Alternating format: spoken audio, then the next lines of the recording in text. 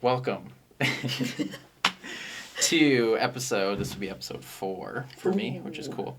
Nice. The Kinetic Spine and Sport podcast. I get to play host. I'm Dr. Luke, and this is a spot where I get to bring in cool people and cool friends of mine and talk about cool stuff. So, first we'll thank the Moondogs production people for letting us use their studio area.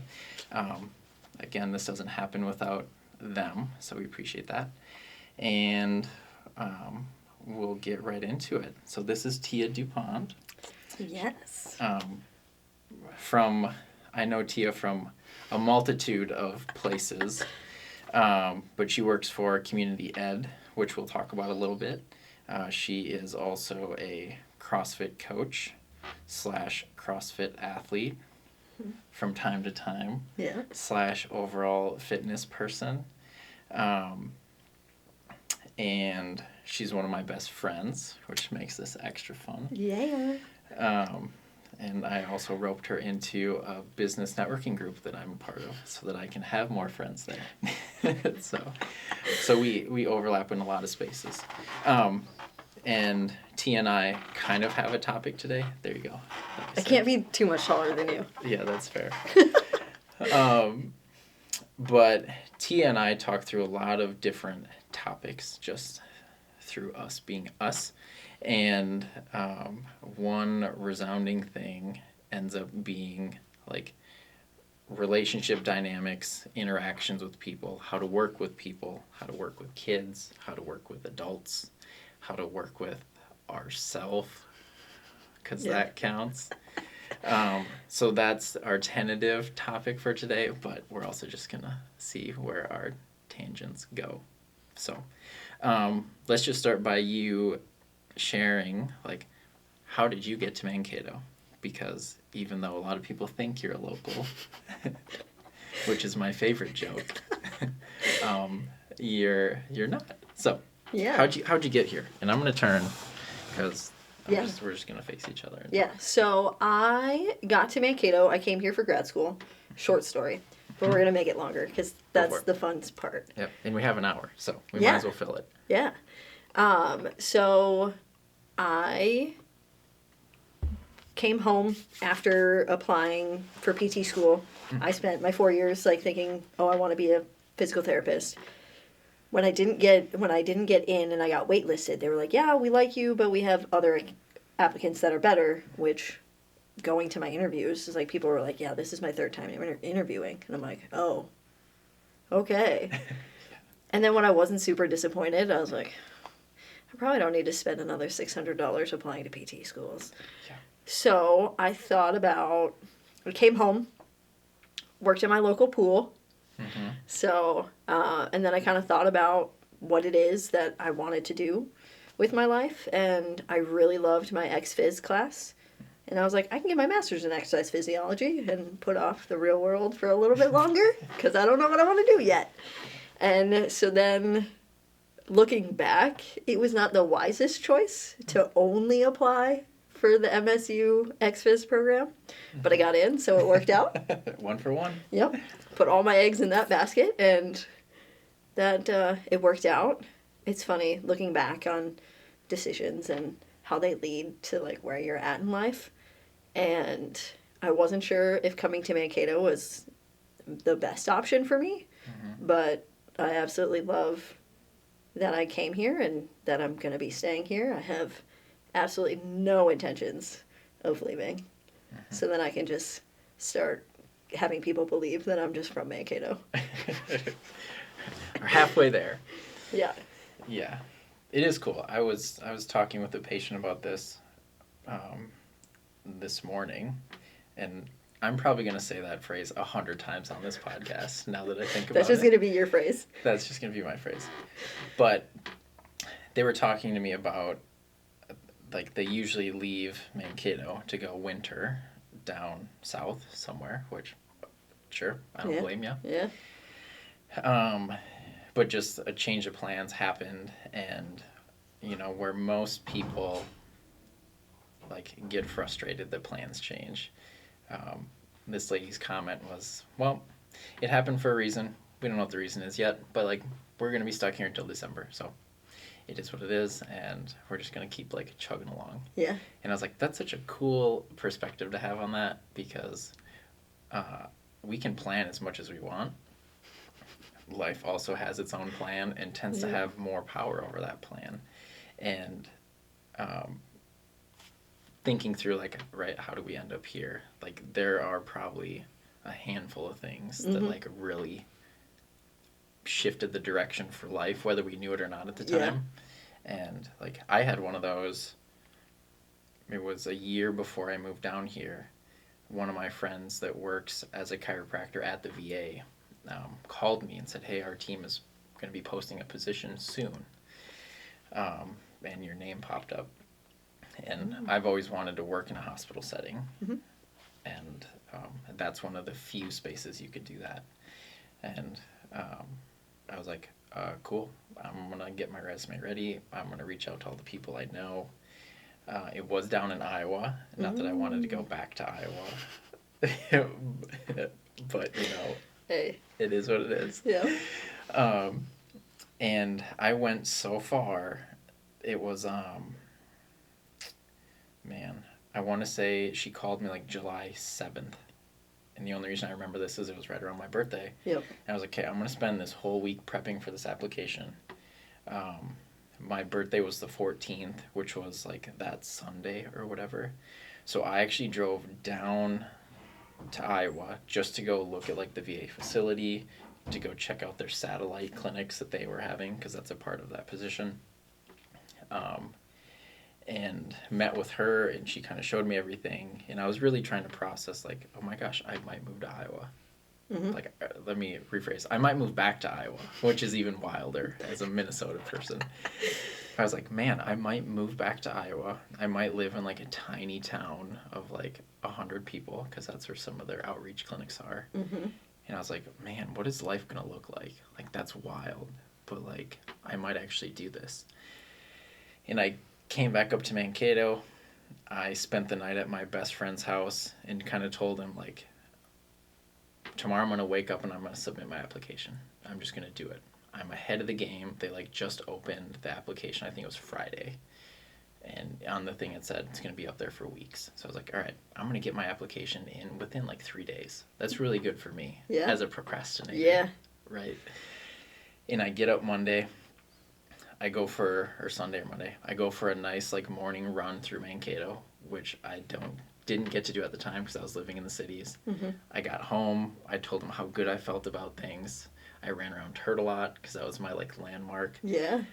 And I got home and I went to submit my application and it was closed. And I tried to submit it again and it still, like, denied it. And I was so confused. So I called up my friend and she was like, I don't know, we just opened it Friday. But, you know, whatever. So I went as far to, like, call her supervisor. And he was like, yeah, we ended up getting, like, so many applicants Friday and Saturday that we literally closed it. And I was like, but I just drove down to Des Moines. Yeah. To go meet the people and do all the things and be proactive. And I remember just, like, staring into space in my buddy's living room thinking, like, what the heck? Like, I'm so mad. I was proactive. I did all the things. I went above and beyond. No other applicant drove to Des Moines. I can guarantee that. And, like, and it didn't work out. And I was so bummed. And then, like, 5 months later, I buy Kinetic Spine and Sport, and I move to Mankato. And then I was like, oh. No wonder that didn't work out. That's why I wasn't supposed to move back to Iowa. Yep. Anyways, that's my, like, life tangent. But, like, it does. Like, you just don't know. And then you just roll with it. And now I have to add, because we chuckled about Iowa, I haven't mentioned Sure. that I lived in Iowa. So I grew up in Albert Lee, Minnesota, moved to north central Iowa in like 6th grade, went to college in Iowa, and then came to Mankato. So Luke and I share the Minnesota, Iowa, Minnesota living situation. My stint in Iowa was just a little bit longer. But yeah. True. Because you went there for undergrad. Yep. Right? And where was that at? Central College in Central. Pella, Iowa. Gotcha. Tulip time. First week of May. Gotta check it out. Yeah. They have great pastries. If anything else brings you there. Sure. Pretty tulips and great pastries. Doesn't sound bad. That's funny. And you ran track, right? My freshman year. Yep. So I was just talking to my coworker this morning about this. So I was all ready to go to a different, at the time it was the Iowa Interathletic Conference or whatever. Mm-hmm. Yep. The IAC. And I was all set up to go to a different school. I was going to go to Waldorf. Mm-hmm. And so my mom came on a visit with me. I did all my scholarship stuff, paid the $200 housing deposit. I get a call from the head coach at Central that was just like, hey, just come down, check it out. And I was like, I still have another day that I can miss school for a college visit. My mom was like, I already went to one. You're already going there. Just go by yourself. So I drive down to Pella all by myself, show up, sit in on a class, talk to the coach, fell in love with all of it. And I was like, Mom, I want to go to Central. And she's like, what? So I still technically do owe my mom $200 for that original housing deposit because you don't get those back. Nope. But yeah, and so that I went because the coach and I, when I met with him, I was like, I run 800s and 400s. My 400s make me better at my 800s. My 800s make me better at my 400s. He's like, yep, totally get it. That's what we're going to have you do. That's what I see you doing here. And then the season came along and it was like, you can run 800s in the mile or 200s and 400s. And I was like, screw the mile. I'm not doing that. And so then I had to basically train myself as an athlete, which didn't go well. Super hard. Yeah. But, it's funny looking back. Like, if I knew then what I know now, like, it wouldn't have been that hard. But I also got mono. Oh. So. Usually not helpful. No, but I had, like, the mildest case of mono. Like, I was down for the count for 36 hours. Sure. But my spleen was still enlarged, so they were like, yeah, that's not good for you, so we're going to have you do nothing. So I didn't do anything for 5 weeks. And my senior year of high school, I got a stress fracture in my foot, which took me out of most of my seasons. I still, being the stubborn person that I am, I was like, I'm coming back for the end of the season. Like, it's my senior year. I'm not sitting out on my options to go to state. Like, that's... Made it to state in cross country. Made it to state in track and field. So I was like... Obviously, but then I got mono and I was like, okay. This is probably like... I need to just give up competitive track and field. And at the time, that's what I thought that the world was telling me. And then I ended up, I gave that up and I ended up getting a work study job working as a wrestling manager, which is pretty cool because the head coach at Central wrestled at MSU. So it's just funny how, like, all those connections happen. Because then when I came to MSU, I reached out to the head wrestling coach and I was like, hey, I was a wrestling manager at Central for Coach Van Clay. Like, he had nothing but great things to say about you and told me that I should reach out to you now that I'm here in Mankato. And so then I got to help the MSU wrestling team for 2 years and got to go to wrestling tournaments and their duels. It was pretty awesome. Yeah. Coach Makovsky, right? Yes. Yeah. Great guy. One of the coolest guys. Oh my gosh. More connections, right? His son, or one of his sons, is the same age as my youngest brother. And I spent one summer coaching their summer baseball team. Nice. So I got to spend a summer, like, around that family. And, like, coolest guy ever. Yeah. And, whenever I was up on campus, And I was around his office. He probably has no idea who I am, but I would always stop by and just say hey. And I bet he knows who you are. yeah, Yeah. probably. He's that guy. Yeah. So, yeah, just a cool local. Cool. Well, let's, since this podcast is all about like tangents and going places, right? Yeah. Coaching is kind of a cool segue into like that dynamic conversation. Yeah. Right? Because it makes me think about when I was going through my college stuff. I almost stayed in Mankato to go to MSU. Partially because it was home, and I'm a home person, obviously being back home in Mankato.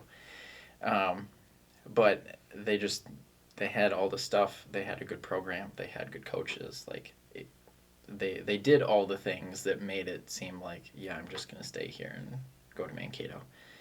And I got a last minute message from the St. Cloud coach, and she reached out to my high school coach, reached out to me, and so we just like set up a trip up there. And I found out that one of the other high school divers from Rochester was also like going on a visit up there, and I knew him through competing in the Big Nine. Yeah. Right? Yeah. Like that's our small athletic world in southern Minnesota.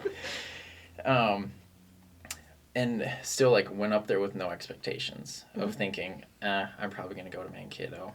This is gonna be great. I'm gonna be close to family. Like I just get to extend what high school feels like, and I loved high school around here. And as soon as we got up there and like just walked through the space, got to talk to the people and like connect with the people, it was another one of those like aha moments of like, oh, just kidding. Like actually I'm gonna leave home. And in hindsight, like I think that's super important, at least for me. Like growing up, getting away from home, doing your own laundry, doing all the stuff like by yourself, right? But a lot of that came down to the connection that I had with my coach Tracy, and she was one of those people that was so genuine and connected, but also had like you could still feel like the passion and fire behind it, and it was just this really cool mix of both that made me feel like, okay, this person's gonna be here and they're gonna connect with me, and like this is gonna be a part of a stable situation. But she's also gonna like light a fire when I need someone to light a fire. Yep. And she's gonna be able to, hoping she's gonna be able to communicate that in a way that works. And I think that was one of the best situations for me, because when you're a college athlete, like it's kind of a professional situation, right? Like you have a job. Yeah. Like you're there to train, you're there to compete. Your coach is also there to coach you to be a better athlete, but also hopefully a better person at the same time. Well, you hope so. You hope so, right? I think for you and I both, we value that part. True. There are some people, again, it all just depends on what your goals are. Sure. Because some people don't. And I think one of the reasons that I've enjoyed the coaches that I have, and a lot of them never ever coached me specifically, I just got to view them like they cared more about their athletes' lives than their performance. They cared about their performance because, like, that was their job. Sure. But they saw it as, like, if there's something going wrong in your life, it's going to affect your performance. Yeah. So, like, I have to be invested in your life to really play my role as your coach and expect a good performance. Right. And I think being in a team setting like that with a coach that understands the power of those dynamics, you basically get a front row seat of somebody managing multiple personalities at the same time, because they're still trying to do the same thing for everybody.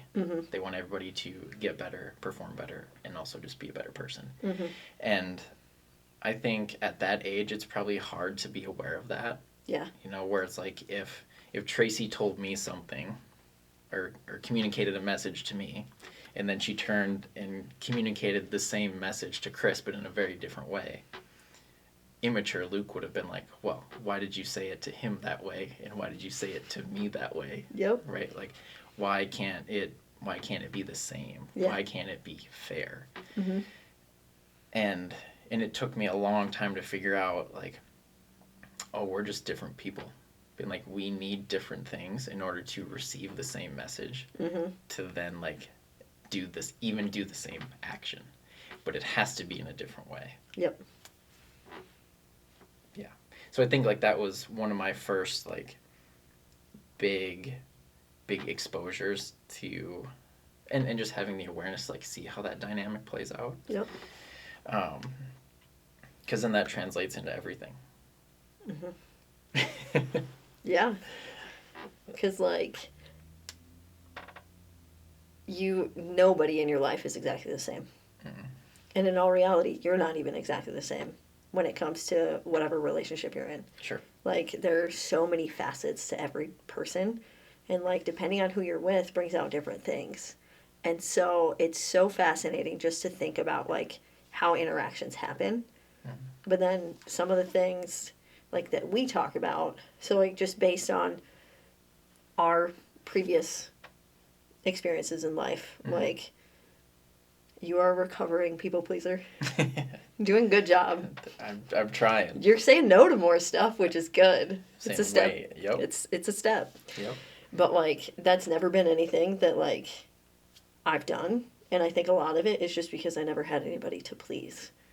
Like there just weren't those people in my life that I had to feel like my mom loved everything I did. Sure. No matter what I did. She was, and I was just a high achiever in high school. So like, and it also probably didn't help that I had a not as high achieving twin to be paired against. Like twin jab. Just sorry. kidding. He achieved in way other ways. We've actually had multiple discussions about like he's a far more social being, and I'm just not as social. And like the way that played out, and like how we grew up and how we experienced high school in a small high school, it's been very interesting. But like there will be times that you'll be viewing something from your viewpoint, and I'm like, I need a little bit of your opinion on this, because like I'm aware enough that I'm like, okay, I know how I see this, but there's also like a softness and another aspect to it that I can add. But I'm like, I don't have that experience. I need somebody to give me some viewpoints on this. And so I think it's really cool when you have that ability to surround yourself with people that just like have different experiences and view life differently, where it doesn't have to be a conflict, but more of a like, what's your opinion on this? Yep. How do you see this? So you can broaden my picture of this single experience that we can both view. Yeah, totally. And I think when you can find people that, and we were talking about this yesterday, but it's like so much of this is just rooted in trust and respect for that person for whatever reason, right? Like you can trust people for a lot of reasons. You can respect them for a lot of reasons. You can think of them as just a valuable person for whatever. And you can kind of use that as just like your foundation to then like ask certain questions that you can't ask without that. Like if somebody doesn't trust you and you ask them a question, well, let me put it this way. It's like if somebody doesn't trust you, you have to be way more careful in how you communicate things, because they're going to be that much more critical of the message, versus if somebody trusts you, they know your motives, they know what you're trying to accomplish. If my friend tells me something in a stupid way, but I get what they're getting at, fine. I get what they're getting at. I think that's why I value like our friendship so much, because like I don't have to like rephrase it for you to just like understand. You're like, yeah. Like I don't like, again, we've had this discussion between nice and kind, and like I don't see myself as a nice person, because in my mind, like nice people will say something nice to you even if you need to hear something that's not nice. And that's not who I am, because at the end of the day, especially sometimes I am, because I've realized like there are people where like that relationship I don't value as high. Sure. And so it's like, okay, so although this is going to sound bad, but whatever. Doesn't matter. That's the whole point. I'm not a nice person, so it's fine. Yeah. So like there's maybe a relationship that I don't value as high. Yeah. but like it still has to move forward in a positive manner. So like Yeah. I'll be nice. Yeah. But if I highly value a relationship and you need to hear a tough conversation or you need to hear some tough feedback, like I'm going to tell you that because Right. in a highly valuable like any kind of relationship, I hope that you can do the same thing to me. Right. Because I'm a big believer that like to move forward, like we have to be getting feedback and if the feedback we only get is nice feedback, I don't grow from that. I don't get better. I'm like so honest, critical, sometimes soft when needed. Sure. I'm learning that there needs to be a little bit of softness for people to really, appreciate the feedback that you give them. Yeah. Yeah. And it's from the nice side of the spectrum, right?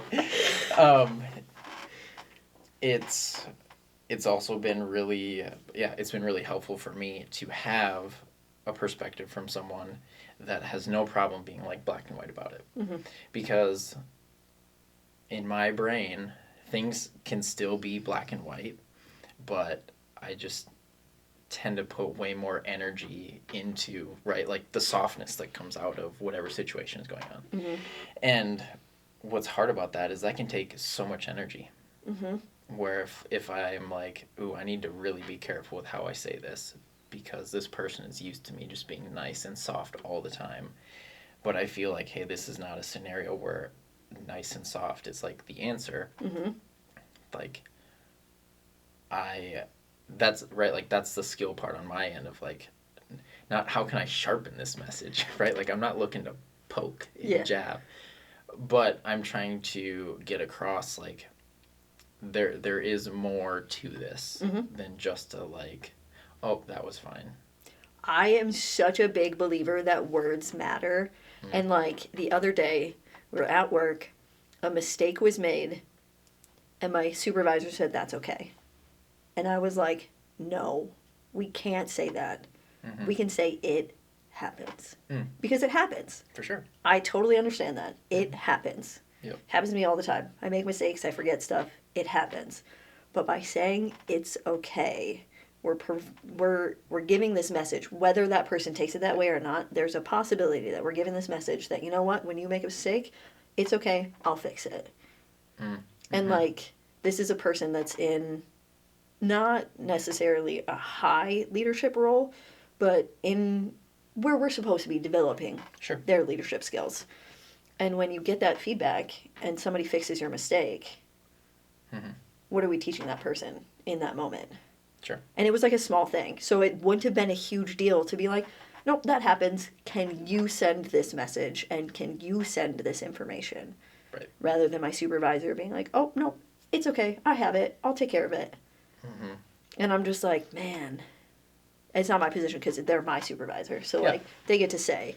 And I'm getting better at that part. Sure. I am. It's... Yeah. Yep. Well, and part of that is,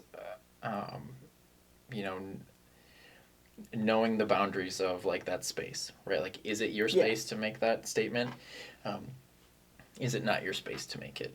Because that's connected to the right, like the trust level of the things that happen in that space. And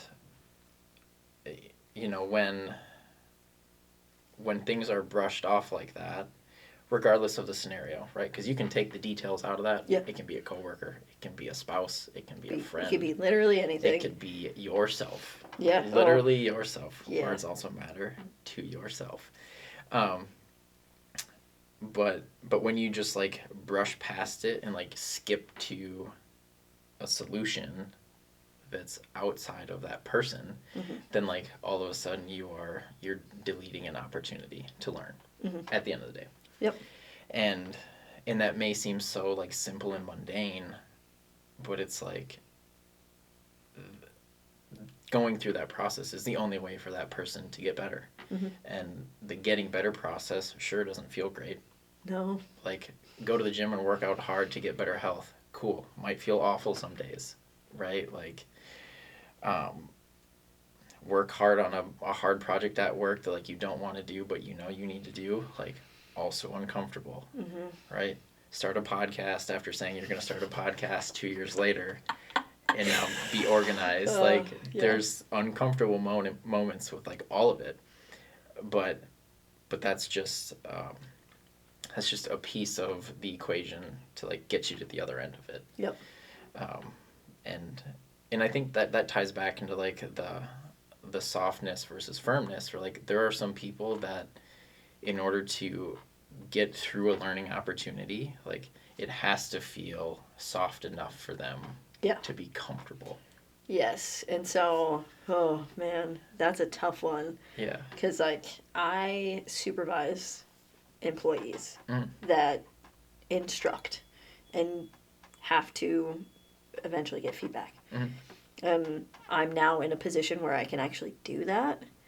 And it is like me being me, especially with like swimming lessons. Like I've been teaching swimming lessons for 11 years. Yeah. Been at the pool for longer than that. Almost longer than I have. And I was on the swim team. Just kidding. Yeah, never was a competitive swimmer, and no one believes me when I say that. They believe me because I'm slow. Small schools. I would have been had I had the opportunity. But now I get to have this new opportunity for growth for myself, but also growth for my employees. And so I'm trying to figure out a way where I'm like, these are my standards because this is how I've been doing it, and this has created great results for me and my students. And so like figuring out, okay, what is my standard for myself? What is my standard for my employees? And where's that variance of like them bringing their own personality into it? But also like there's one instructor when I did observations, like they would be bouncing back between like a super bubbly personality and then just like a flatter, just regular tone. And so my feedback for that person, I was like, you don't have to fake it. Like, I understand a lot of people will tell you, like, you got to be bubbly and, like, have this personality with kids. I'm like, but that's not true. Like, they will respond to you either way. But if it's more work for you to be bubbly, I don't want you to do that. Sure. Because I want people to show up in, like, being themselves. Because, like, I'm not a super bubbly person. Like, sometimes when I just came into the office because I saw, well, I think, again, this plays off of, like, how you interact with other people. Yeah. So when I saw Teresa, of course, she's super bubbly. She's only bubbles. She's only bubbles. It's so, like, she brings out my bubbles, and so I was really bubbly with her. But, like, when I just show up into a space where I get to be me, like, I'm just pretty, like, how's it going? What's up? And, like, I'm pretty just, like, flat. Like, I'm not a downer, but I'm not, like, super bubbly. Yeah. And so like I've struggled with that, especially like in a position where people are coming in, we're like, you have to make this experience better for me. And I'm like, cool, I can do that, but I'm going to do that as me because at the end of the day, like I'm not changing who I am to make you feel better when you're not going to give me the same benefit. Yeah. Like if you're going to come in here and like just expect me to be 100% super happy nothing's happening in my life, like, but you can come and talk to me about your bad day at work and I'm supposed to make that better for you, but like I don't get to have a bad day at work. Where's the benefit there? Yeah. And I understand, like, part of our work is service. And so I understand that, you know, there's a part of me that can't like be down and like bring other people down, but like there's a little bit of interpersonal relationship where it's a little more close-knit. So, like, if I'm seeing someone every week and they know me pretty well and, like, I should feel like I also get the opportunity to be like, hey, I'm having a rough day. Sure. And, like, I don't have to go be fake because somebody else is expecting me to just be super happy and make their day better. Right. I'm like, I want to make your day better. But, like, I have my ways of doing that.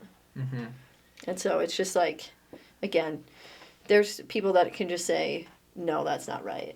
And I'll be like, all right, cool. That's the way you view it. And that's how you're going to come into relationships. But I'm going to come into relationships in a very different way. Because, like, I have, like, as a person who got to spend a lot of time alone, like, I know how I want to act and I know how I want to be treated. Sure. And if I'm not getting that, like, I'm okay. I can go be by myself again. Like, I'm super content.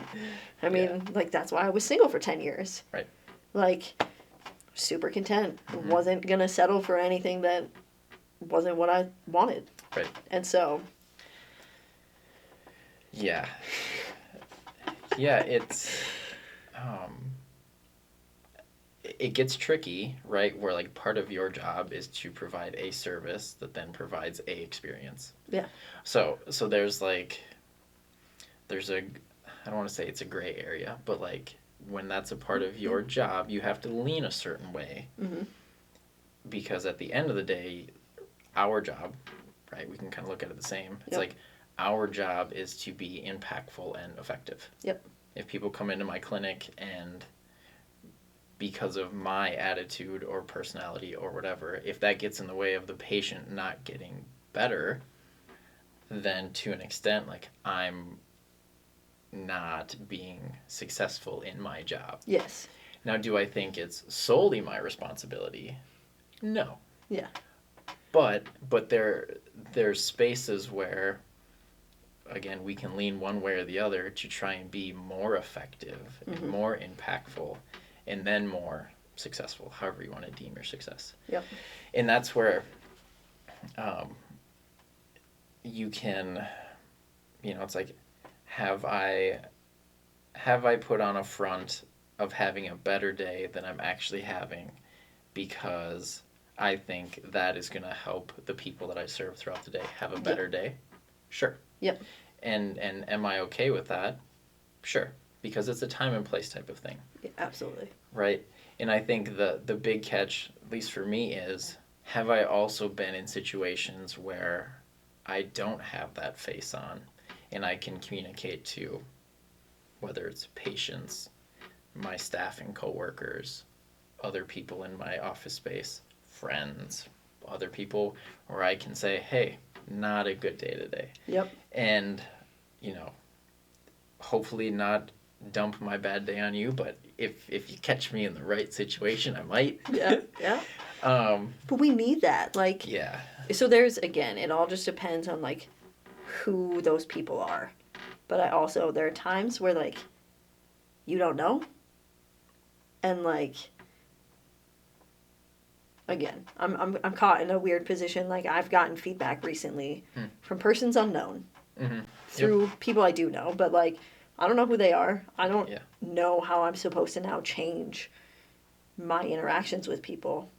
And it's hard because I'm like, I'm not going to be fake. Right. Like, I think that's disingenuous for me, Right. personally.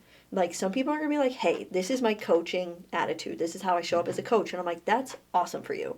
But that's not me. That's not how I'm going to do it. That's not how I think things should be for me. Because it's a lot of work to just, like, be a different version of myself when other people aren't bringing it out in me. Yeah. So, like the bubbles. Yeah. Yeah. Yeah.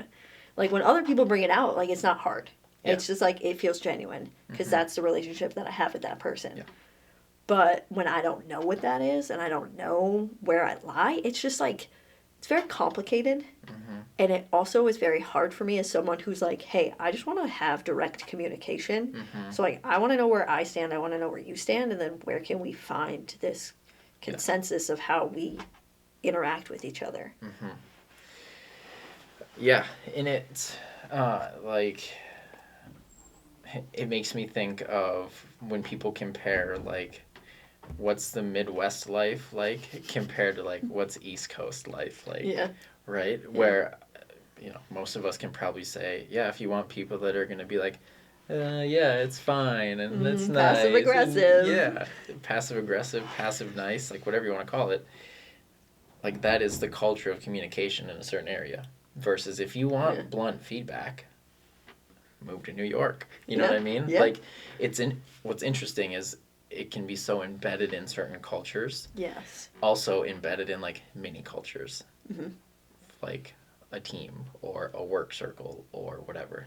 So it's not like you have to move to the East Coast to get black and white feedback. Yeah. You just also need to find the people in the spaces that are also like, yeah, that's our jam. Yeah. We also do black and white here. Yeah. And I don't have that.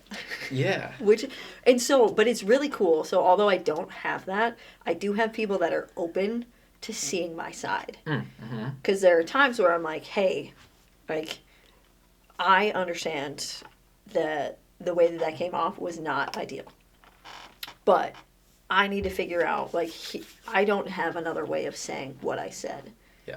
So we need to have a conversation of, like, okay, what is your expectation of receiving feedback or receiving communication? Like, yeah, what words should I use differently? Yep. Because, like, I don't want to have to, like, the one thing that really bothers me about passive aggression is, like, I don't know what you're actually saying. Yeah. Yeah. And I'm like, I don't know how to respond to that. I don't know what to do with that. Because, like, I'm not guessing. Mm-hmm. Like, I'm not going to, when it's ambiguous, I'm like, no. As a black and white person, you're like, I don't do guess. I'm not guessing how you're feeling. I'm not guessing what you want me to do here. So, like, sometimes I'll follow it up with questions. Yeah. Or sometimes I'm just going to be like, I'm not going to deal with this. Yeah. I'm done. Yeah. I'm out of here. Yeah. That makes me think about, like, our little clinic space. And I don't know if I've given my office manager, Alex, a shout out yet on the podcast, but this is episode 4, and she deserves just a shout out in general. Yeah. But she's a great example of someone that's been able to work with me in that professional space, and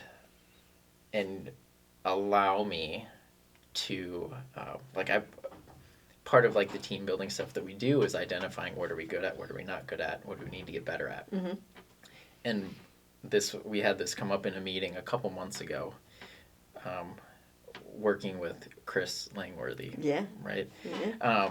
But part of what that conversation brought up was, like, I need to be less nice in a professional way. And right? So funny. But, like, through that conversation and Alex and I just having a good connection, good respect and trust with each other, I basically told her, like, I don't know how else to say this, but I'm going to actively try and be less nice here. And I don't know how else to re-say that, and it's not because I don't have nice intentions to this, but it's like, that's kind of what we've identified that, like, I need to do to be a better me, to be a better employee, a better coworker, a better human. Like, it cuts through all the layers. Yeah. And I basically, and this is so par for the course, right?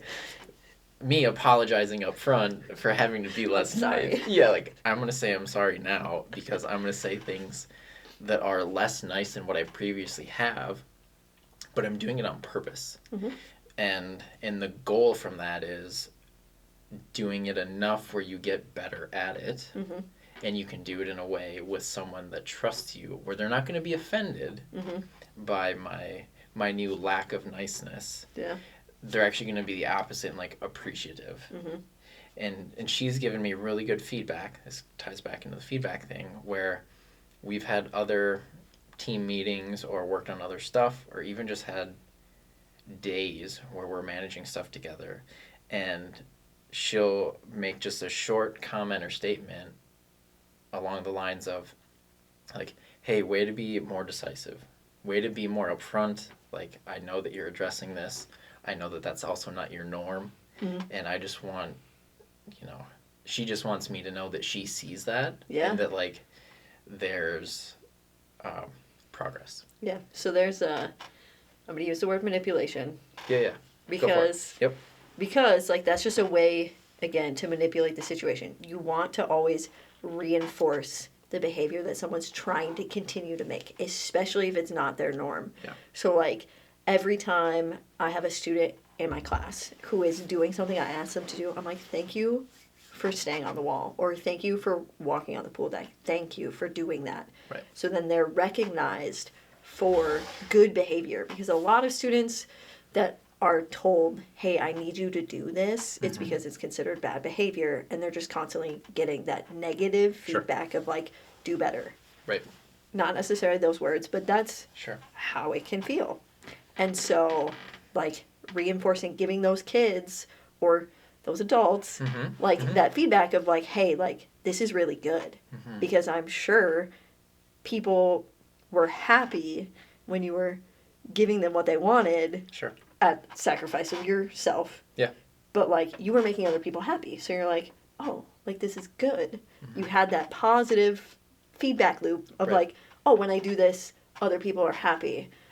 But you can also see that other people are happy and you don't have to be nice. You can be direct. Right. So that might be a better word. Like, Yeah. instead of not nice about something, I'm just going to be more direct about things. Sure. I do like that because words do matter. Yes. Yep.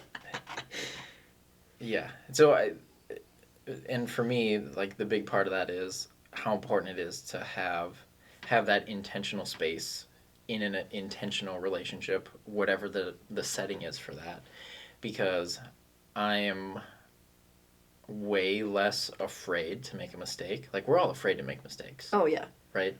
It's just whether you're 100 out of 100 terrified to make a mistake, or you're 1 out of 100 and you know mistakes happen and it's going to be fine and whatever, right? Yep. Either way, like there's always some type of fear with it. But when you know that you're in a good setting for it and with someone that is going to give you a chance to work through it, like, cool. Now I just get to like try hard and get better at the things that are important, be more direct, and if it comes out weird, oops. Yep. And learn within that space and then move on to the next one. Yep. Yeah. I don't know. Yeah. Because, like, it's just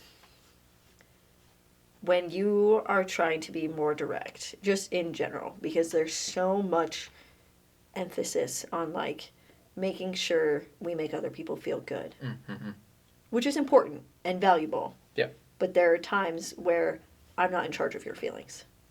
And by times, I mean all of the time.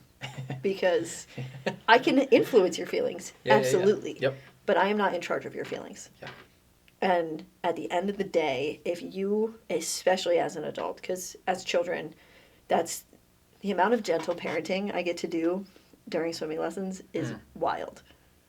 That you get to do or that you get to see? That I get to do as an instructor. Sure. Because it's like, I can't, for the way that I teach. Sure.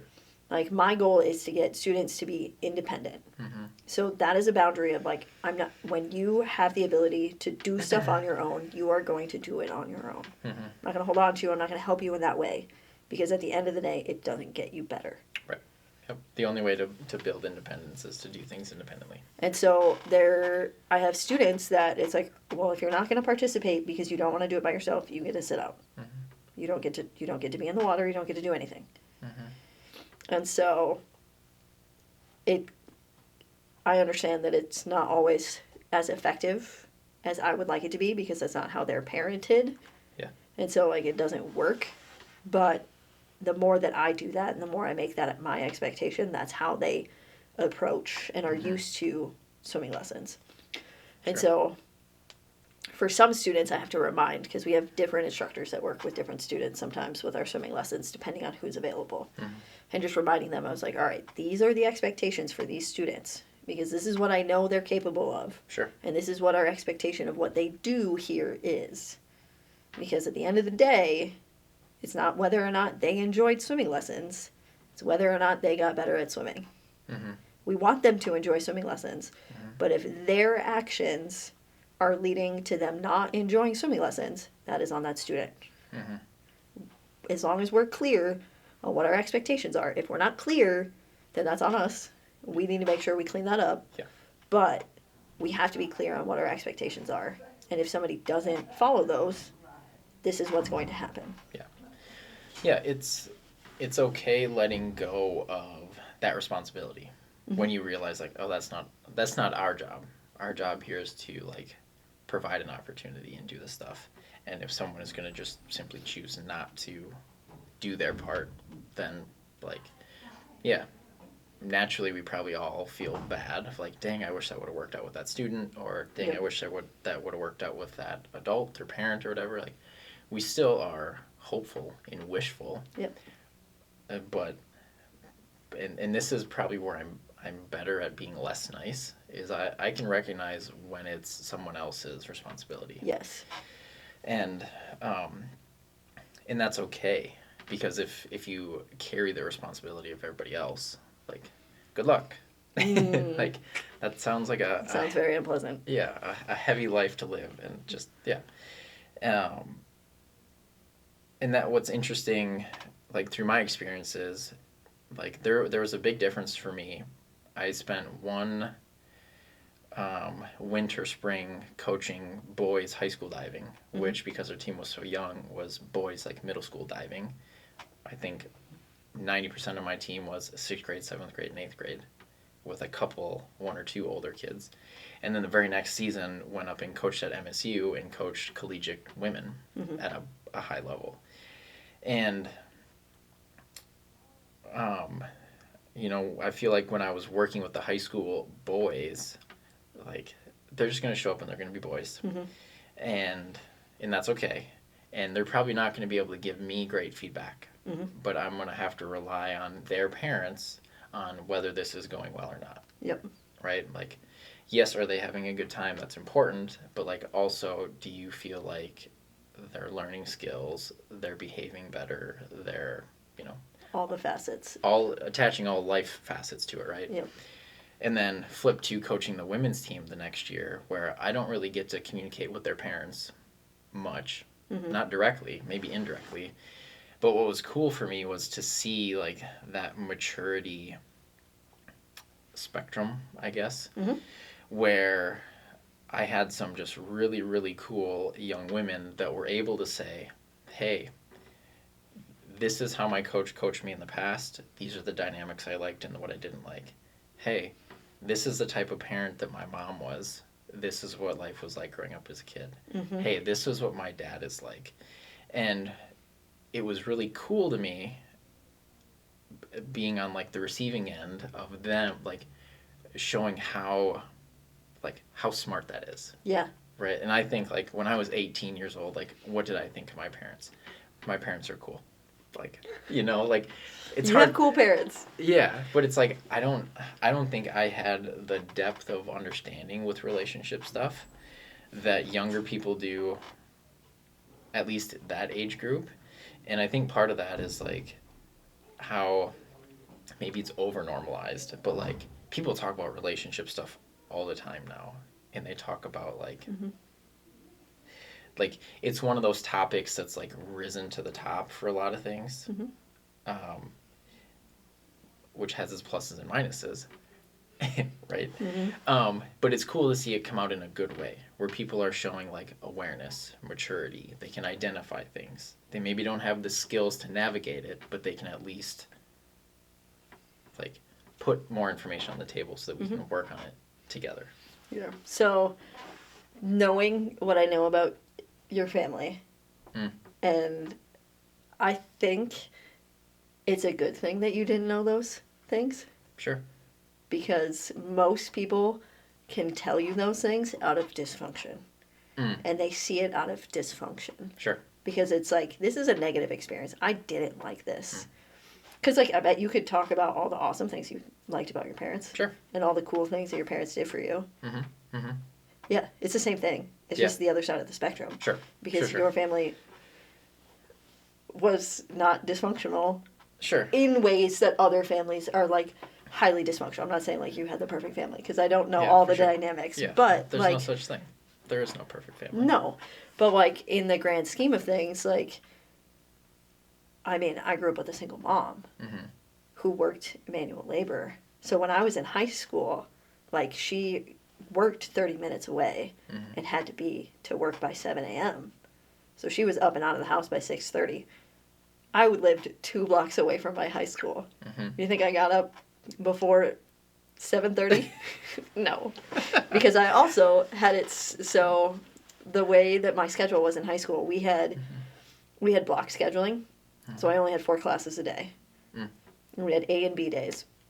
And so after my freshman year, I made it so that I had PE first hour every other day. Sure. So then I rolled out of bed every other day, walked to school, went to PE, and then got ready for my day. Sure. Genius. Yes. Very, very efficient. But, like, so that meant I made my breakfast. I did my laundry. I made sure I had all my stuff for practice, and I had all my stuff for a meet or a basketball game or whatever I had after school that day. And like usually by the time I got home, because my mom, like, I get home sometimes after 7, depending on what I had going on, or even later, and like I'd have to do all my own stuff. So I've been doing my own laundry since I was in 8th grade. Sure. I've been cooking most of my own meals since I was sophomore, junior in high school. Like, so like when you were talking about going to college and like doing your laundry by yourself, and I was like, yeah, I've been doing that for a long time. Got to college and I was like, oh man, I got to pay for this now. Right. Well, and for me, like that just ties back into finally realizing how different everybody's life is, and when messages come out a certain way, or people receive things a certain way, or they do things a certain way, if it doesn't make sense, like that's often because we just don't have the depth of understanding to them. Yep. And like being the notorious nice people pleaser, right? Like I used to think when people did bad things, I was like, well, they're just a bad person. Yeah. You know what I mean? And I had just such a shallow filter for people because it's like, well, you're just not nice, or like you don't do good things, like you just must not be a good person. And you realize like that is rarely the truth. Are there some bad people out there? Sure. But like most people don't do bad things out of bad intentions. Like, right? Like there's a deeper understanding to it. It still doesn't make it a good thing if they make a mistake or make a poor choice or whatever. Yep. But it's like there is a deeper motive to it. And instead of like I used to just get mad at people and offended by people, instead of like jumping to that like I used to, like I go into like question mode. Yeah. I'm just like, where did that come from? Like that doesn't, in my brain and my experiences, like that doesn't register for me. So like I need to know like where did that come from, because there's more information out there that makes it make more sense. Yeah. There's a book that I'm currently reading that I think you would enjoy. It's called Sociopath. It's a memoir. Very fascinating. Sounds interesting. Very fascinating. Yeah. So, I'll give it to you when I'm done. Yeah, deal. But that talks about like just how feelings or lack of feelings in the world of sociopathy, like how that influences the decisions you make. Sure. And like this person honestly talks about in the book, she's like, I feel like I'm free because I don't feel guilt. I'm not weighed down by shame and guilt and those things. And I was like, I could see how that would be nice. Sure. But as somebody who feels those things, I'm like, it also helps me like know, oh, that wasn't the way to go about this situation. Yeah. And so, but like, and there's also times where like you shouldn't feel shame for stuff. But people put that on you, and then you just have to figure out that kind of dynamic and where that lies, and like, okay, what are my boundaries? Like in different relationships, like those can change, like depending on what your outcome is of that relationship. Like your boundary of like this person saying things to me that may not like rub me the right way, but I know they're a good person. Like your threshold for that may be higher than other places. Yeah. And so, that's kind of where. Yeah. I think that's where Dan is, and I'm very thankful. I'm trying very hard to like just be softer sometimes. But I think the more that he gets to know me and like know where I'm coming from, and usually I'll follow it up. It's like, I'm not saying this because like it's a negative thing. I'm just being direct because that's how I communicate. And like he's like, no, I get that. And he's starting to fall into that. But like there's a lot of things that we have to navigate from both of our past lives for us to like move forward together, which is cool and terrifying. Yeah. But it's funny that like you bring up Dan as I'm like thinking through Maddie and I's relationship like in that moment. because her and I are also like very different communicators. And I think what's been really helpful for us in our relationship like this far is like we identified that right away. Yeah. And we're basically just able to say, this is how I tend to communicate this stuff. And I'm also willing to like do it in a different way or to be flexible with that on the giving and receiving end. And like we were able to meet each other there. Yeah. To where she is also very direct. Yeah. At times. I think that's why we get along so well. Yeah, for sure. And like that's why like I appreciate both of you guys. Like you guys are both a direct perspective in my life that I know that I need. And yeah, like it's only made it better once you realize like, yep, like always a work in progress.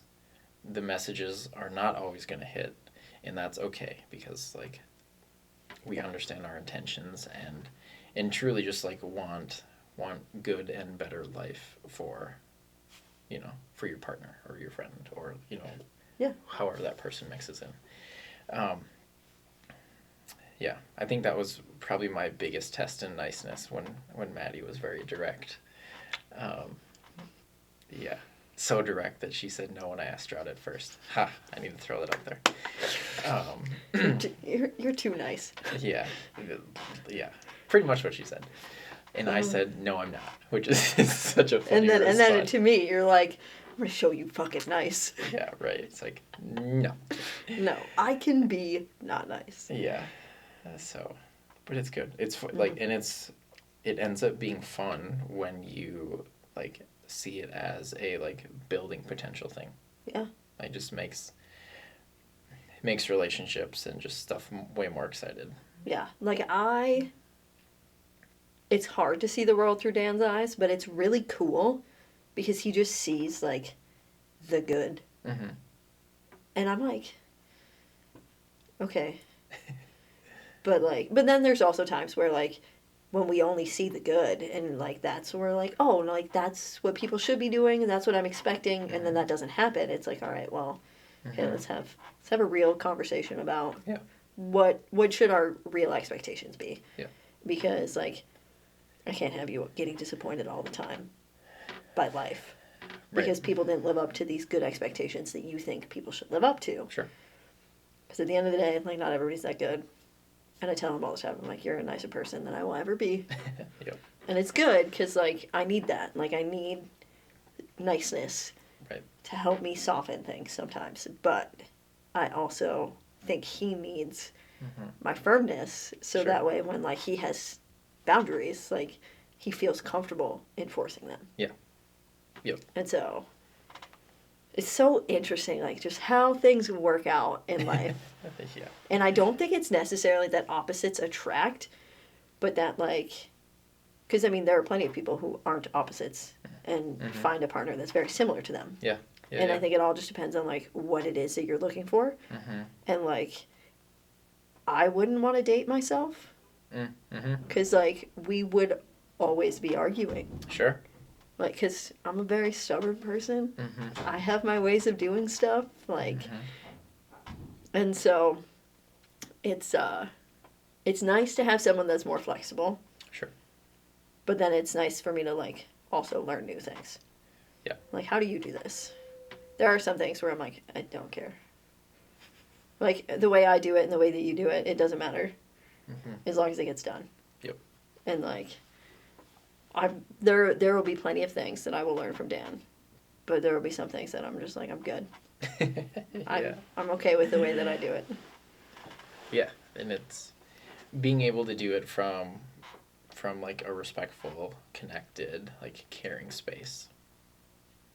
But like it lets all that other stuff happen. Yeah. Like that just makes me think about when I'm working with patients, not everybody comes in on a good day. Yeah. Actually, it's quite the opposite. Yeah. So I get to catch people on not good days.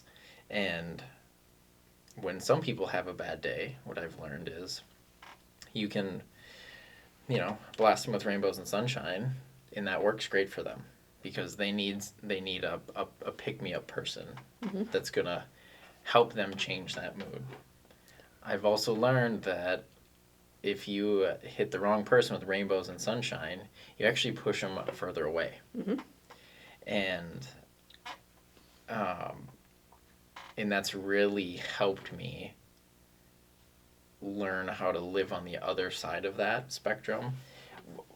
One of my favorite phrases that I use with my athletes sometimes, it's like, when we have a bad day or things are just off or training is bad or we get hurt, like things happen, life happens. You can't put lipstick on a pig, right? Like I think that's one of the other phrases. Like you can't just pretend that it's good. Yeah. And so sometimes you just have to keep shoveling shit. Yeah. And like that is the way out of it. And that's really taught me to sit in that space with people when things are bad, when they're struggling, and just be okay with that. Because a previous version of me would be really uncomfortable when things just aren't good. Because my default is liking things good. Yeah. But again, like you can get so much out of that when you can learn to be in that world and know that you can be more effective by putting yourself in that space with them. Because like one of the things, like, at work, there will be times where we have individuals that just want to make things in harmony instantly. And I'm like, hold the phone. Like, we can have constructive conflict and get to a productive place. Yeah. It's all about being respectful, but, like, we don't have to create harmony. Like, people can have different views, but they don't have to both be correct. We don't have to say that. But we can say, hey, like, let's take a look at this. Or something else. Like, that's one of the things that, like, we can have different viewpoints. But that doesn't make it, like, confrontational. Right. In a negative way. Like, we're conflicting because we may have different viewpoints, but, like, that doesn't mean it needs to be confrontational. It doesn't need to be disrespectful. And so I think that's why I hate politics so much. I'm like... For sure. Because it's like, we can have different viewpoints, but there are certain things from my viewpoint, I'm like, these are base things that I think everybody should have. And if we're not hitting that, like, it's not a difference in, like, my political views. That's a difference in how I live my life and how I expect to live my life. Like, those are very different things. Yeah. Yeah, it's not a political party thing. It's like a principle thing. Yes, it's thank you, principle. Yeah, it's like, I don't care what team you're on or what color you like or whatever. It's like, these are the baselines. This is the foundation of, whatever you want to call it. Yeah. And if those aren't met, then like we have a bigger problem. Yeah. Not a... Yeah, I hear you. Yeah, like, most of the things that I believe in have absolutely nothing to do with politics. It's just, like, what I believe life should be. Like, I don't say, like, I'm Democrat or Republican or independent. I'm just like, these are the things that I like to live by. Honestly, my philosophy in life is don't be an asshole. And if something you're doing is being an asshole, like, don't do that. Right. Like, at the end of the day... I think that's a good basis. Yep. And, but yeah, and it all depends on your own personal comfort with conflict, because some people just don't like to sit in it, don't like to be a part of it, and so then they want to automatically find, like, a solution. Yeah. Or a distraction. Yep. Or like, oh, let's move on to a different topic, and it's like, hold on, let's do this in a respectful way. And again, it's something I also have to work on. I know personally, like, sometimes I get mad and I get agitated. And it's something I'm working on to, like, think about how I want to say things. Or if I know I'm not going to say it right, say, this may not come out exactly how I want to, but these are the words that I have right now. Right. Because, like, sometimes I'm like, I know I'm not going to say the right thing right now, so I'm just going to not say anything at all. Which is sometimes not helpful. Mm-hmm. And so sometimes you gotta just, again, you gotta figure it out. Yeah. And sometimes you're gonna make someone feel bad because you did the wrong thing at the wrong time. Yeah.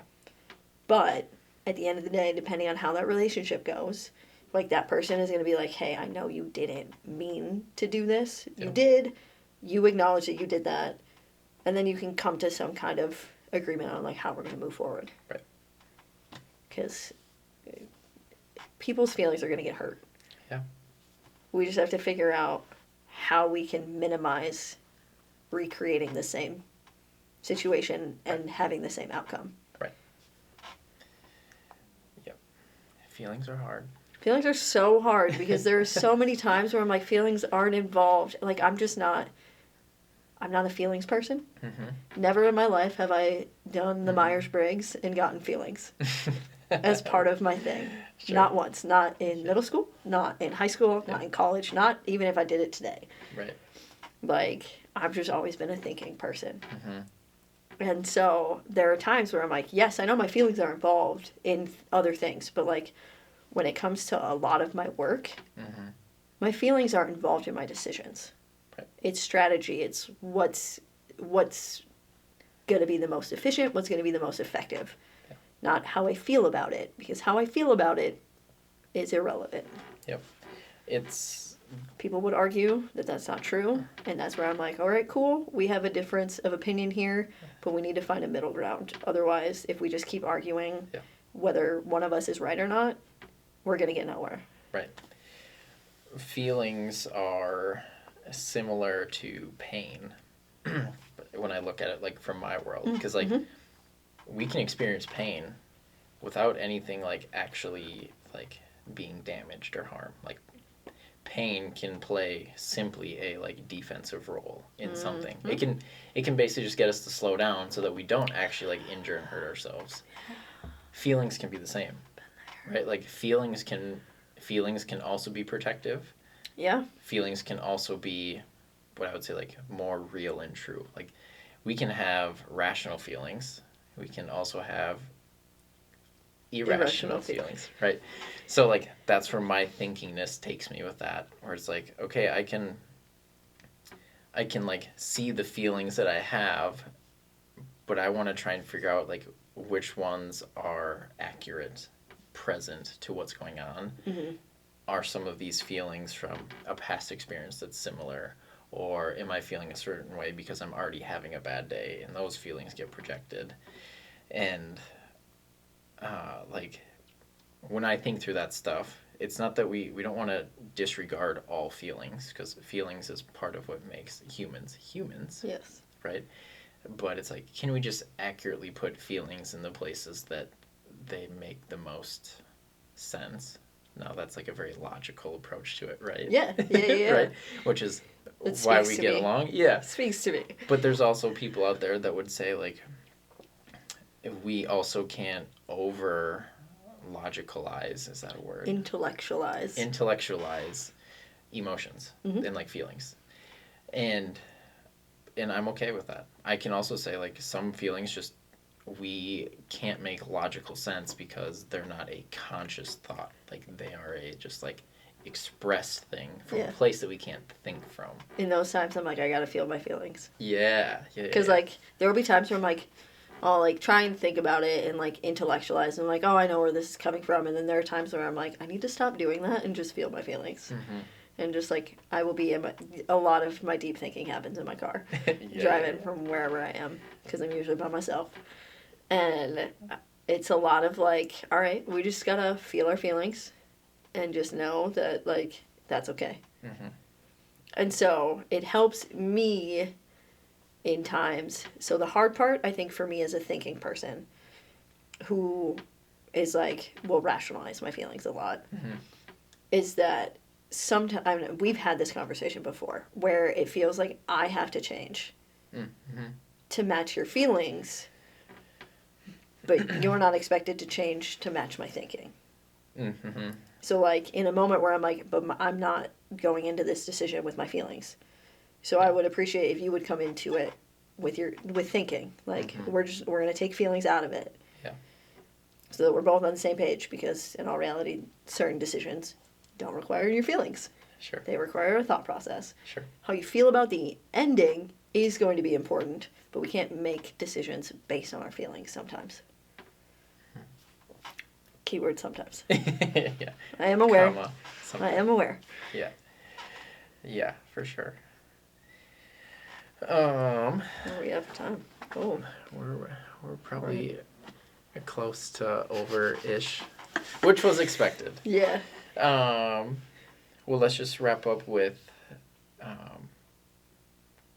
just give people the short snippets of like what you do for work, where they can find you, that type of stuff. Yeah. Just your way to say like what do you do.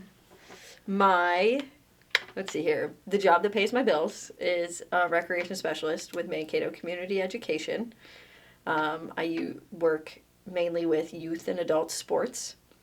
And then my fun job, my hobby job, is I'm a functional fitness coach. My CrossFit certification has lapsed, but I will be getting it again when I have an extra $1,000. But I do that at Fitness Untamed. Contact Autumn if you want to check out our gym. Let's see here. Yeah, that's me. Okay. If you want to see, basically my entire Instagram is only gym stuff right now. But you can check me out at Tia DuPont 2 on Instagram. Not 1. 2. It's my favorite number. Numero 2. It's also Dan's favorite number, which is very funny. Of course it is. Yeah. Well, thank you. Thank you for your time. Absolutely. We can check the podcast box off of our bucket list. Yes. Yeah. Well, thanks for tuning in. Till next time, have a good rest of the day.